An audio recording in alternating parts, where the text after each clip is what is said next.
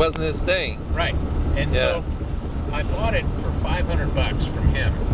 Actually, not even. I didn't even buy it from him. I took it off the poster. Right. You I was selling to swapped it. Yeah. And then I took it down to KU at Lawrence, and the curator of the aviation collection at the time. I took it down there, and I took an empty invoice. I had typed up the information on the invoice, but I hadn't put down the amount. I see. Because I didn't know what to charge for. Sure. You know? Yeah. And I get it there and hand it to him, and he's looking through it, and he said, "We'll take it." I said, "I haven't given you a price. We'll take it." Whatever it is. And I said, "You'll take it?" He said, "Yeah." And I said, "Well, do you have any idea of what I'm going to charge for it?" He said, "Well, I think 10,000 would be appropriate." And I said, "Okay, it's 10,000." And he said, "Great." He said, "You get your money in 90 days." Man. So, dang, man. now Jeez. the key is, You had some major scores here. the key is I had the place to put it. Well, and you had the knowledge too about, I mean, how these things connect and what they're worth, and Sure. you know. Yeah. And I found stuff like that all the time.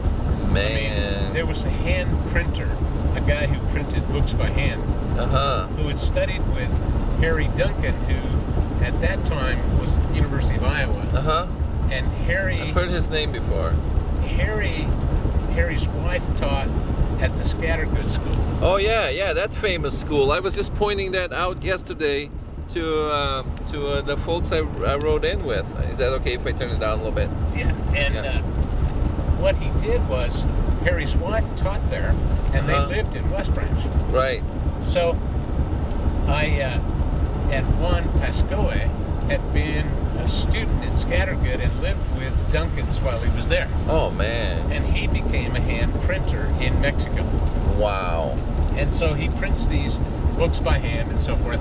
He went back to Mexico and tied up with Octavio Paz, who had won the Nobel Prize for Literature. Is that right? I'm not familiar with him. And was a fine poet. Wow. And he ended up doing all these books by hand. Dang. And I got in correspondence with Juan, and I said, and he got a bunch of books from Octavio Paz. Octavio Paz gave them to him as gifts. One of which was Hart Crane's copy of E.E. Cummings' first book. Oh wow. And it was inscribed from Hart Crane from E.E. Cummings to Hart Crane on their one and only meeting in Mexico City. Oh my gosh, watch out for this guy. Now they had corresponded for a couple of years, but wow.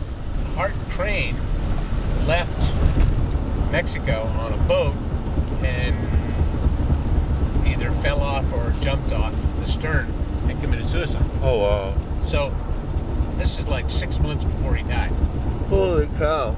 So, and then it's also Hart Crane's last book, The Bridge, inscribed to E.E. Cummings. Oh my God. Jeez. And there's a Carta Blanca beer label tipped in along with the inscription to remind him of the time they had together. Wow. And Juan had these two books, and he sent them up to me and says, "Sell them for me, because I need the money for my press." Wow. So I ended up getting them partially restored, just on the outside. They were a little rough. Sure. And I had a customer for poetry that was the Elliston Poetry Room in, I think it's Cincinnati or Cleveland. One of the two, I can't remember which. Anyway, at their public library, they had this huge collection. And I happened to be talking to the guy about another matter, and I mentioned these two, and he said, "Oh, we want them." Oh, really? And I said, "Well,